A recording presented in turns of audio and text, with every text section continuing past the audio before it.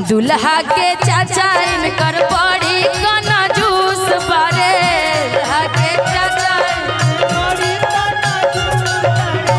बड़ी कना जूस चाचा ई त मक्खी चूस बारे।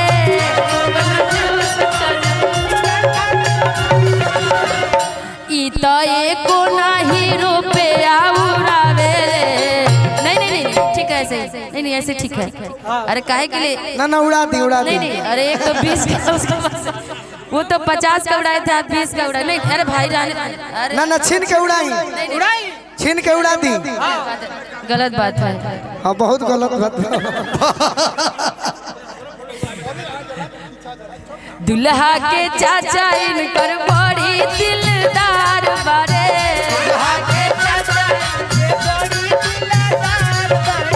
लेकिन आपके पास 50 था, इनके पास 20 कैसे आए? एक बार छोटे थे कि बार 30 कम बढ़ना चाहिए। छोटे का तो और घर में चलता है बहुत ज्यादा। देखिए चल भी रहा है इनका, इनकी मुस्कान में उनकी मुस्कान में देखिए कितना डिफरेंट है। कि गोरिया चांद के अजोरिया नियन गोर बारू हो।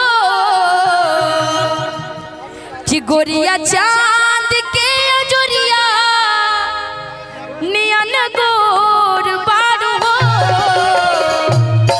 तो हर जोड़ के हो नहीं है बेजोड़। तो हर जोड़ के हो नहीं है बेजोड़ बारू हो।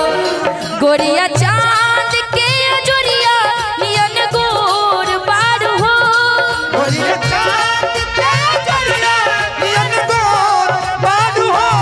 तो हर जोड़ के हो नहीं है बेजोड़ बारू हो।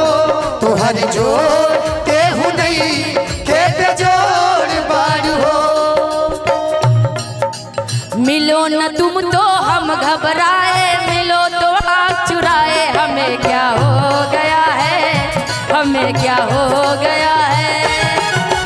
मिलो न तुम तो हम घबराए, मिलो तो आँख चुराए। हमें क्या हो गया है, हमें क्या हो गया है।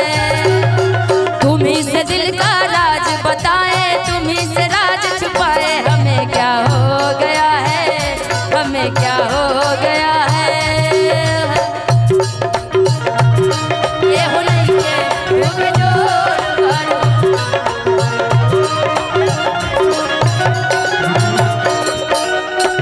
दीदी तेरा देवर दीवाना, दीदी तेरा देवर दीवाना। हाय राम गुरियो। अभी स्वागत के रूप में निशा के गीत भइल। अब हम चाहब कि तनी नृत्यांगना के साथ में तनी श्रोता खाती गा दो। अभी तो है घर खाती गौलू हा आ श्रोता मैं तड़पर रह बड़े तो तनी मनी श्रोता लोग खाती गा दो।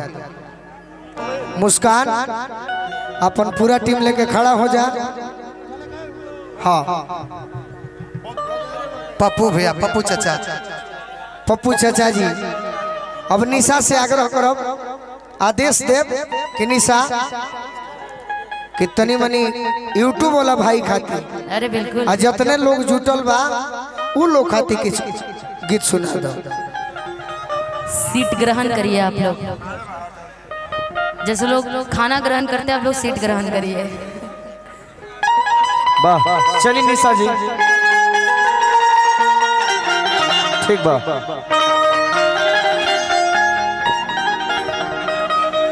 इधर आना। एक औरत है कि नया नया शादी होता, पत्नी जब ससुराल जाता रही, अचानक उनकर तबीयत खराब हो जाता। पति से कहता रही कि सुनिए पति देव जी, आज मेरी तबीयत ठीक नहीं लग रही है। मैं चाहती हूँ कि आज घर पे खाना आप ही बना दीजिए, मेरा मन नहीं कर रहा है खाना बनाने का। पति कहते हैं अच्छा खाना और मैं बनाऊंगा? तुमको शादी करके लाया किस लिए? खाना बनाने के लिए कि तुम राज करोगी मैं खाना बनाऊंगा? अरे तबीयत खराब है।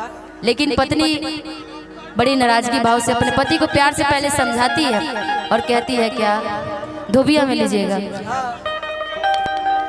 कि थक गई बहरी से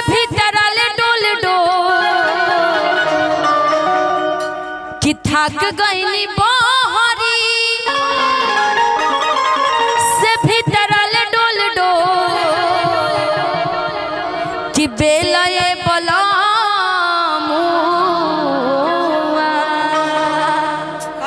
पत्नी बड़ी प्यार से कहती है अपने पति से, क्योंकि पहले जब काम निकलवाना होता है चाहे पति को चाहे पत्नी को, तो पहले प्यार से लोग बोलते हैं ना जी, फिर तो झगड़ा लड़ाई झंझट चलता रहता है कि बेलये बलामुआ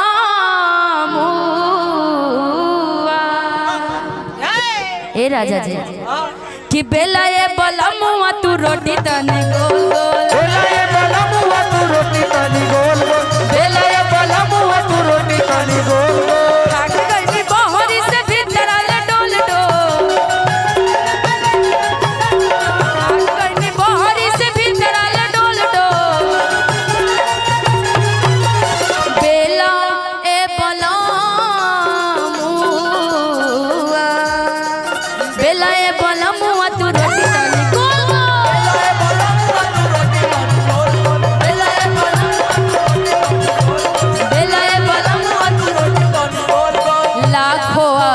मर जाते हैं मेरी एक मुस्कान पे, लाखों आशिक मर जाते हैं मेरी एक मुस्कान, मेरे जैसा मेरे जैसा मेरे जैसा कोई नहीं है सारे हिंदुस्तान, मेरे जैसा कोई नहीं है सारे हिंदुस्तान में।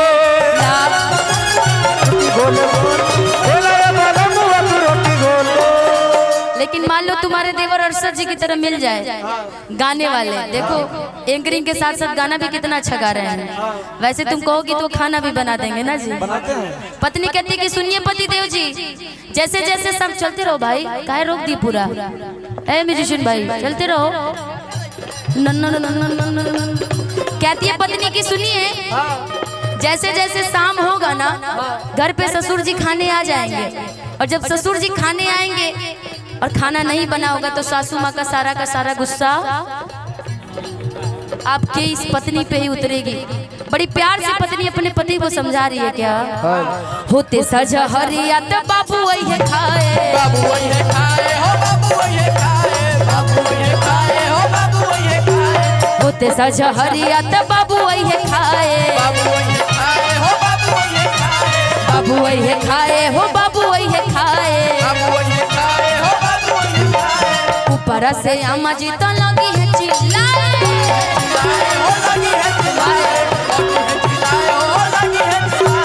होते सजा हरिया तो बाबू वही खाए, ऊपर से अम्मा जी तो लगी है चिल्लाए, खोपड़ी खराबी तक कई लेली बोलबो, खोपड़ी खराबी तक कई लेली बोलबो, खोपड़ी खराबी तो खोपड़ी खराबी तक कई लेली बोलबो, खोपड़ी खराबी तक कई लेली बोलबो, कि बेला ए बोलो आपके भी बलमुआ बेल देते रोटी, बेला ए बलमुआ तू रोटी तनी गोल गोल, बेला ए बलमुआ तू रोटी तनी गोल गोल, बेला ए बलमुआ तू रोटी तनी गोल गोल, बेला ए बलमुआ तू रोटी तनी गोल गोल, बेला ए बलमुआ तू रोटी तनी गोल गोल।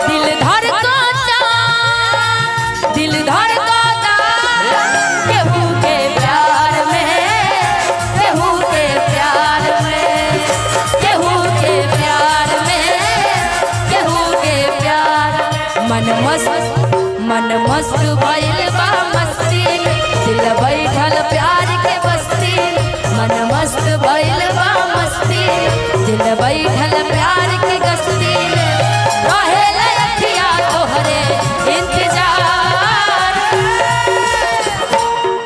दिल धड़कता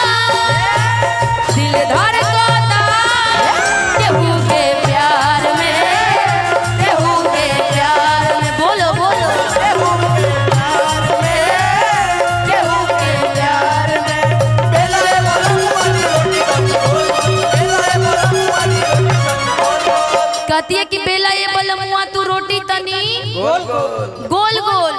यदि नहीं बेलोगे तो सोच लेना, अंतिम वार्निंग दे रही हूँ। चाहे तुम कितना भी बड़े पैसे वाले हो जाओ, जज वकील हो जाओ, लेकिन सोच लेना घर आना है तुमको। फिर पत्नी कहती कि लास्ट बार समझा रही हूँ, समझ जाओ, नहीं तो आगे की बात सुनो फिर क्या होगा।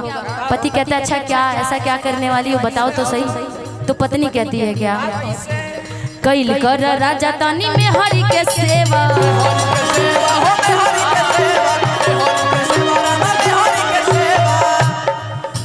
कैल कर राजा तानी में हरि के सेवा,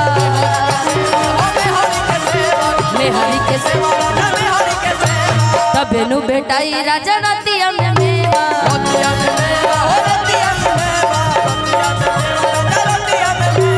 कैल कर राजा तानी में हरि के सेवा,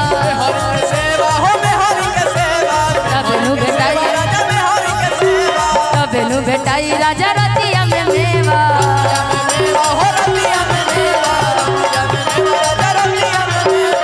कैल कर राजा तनी में हरि के सेवा, तबे नु बेटाई राजा रतिया में। सुनो आखिरी बातें, देखेला सुनील पिया का मुंह खोल को, देखेला आजाद पिया का मुंह खोल को, बेला ए बलमुआ, बेला ए बलमुआ तू रट बोल बोल।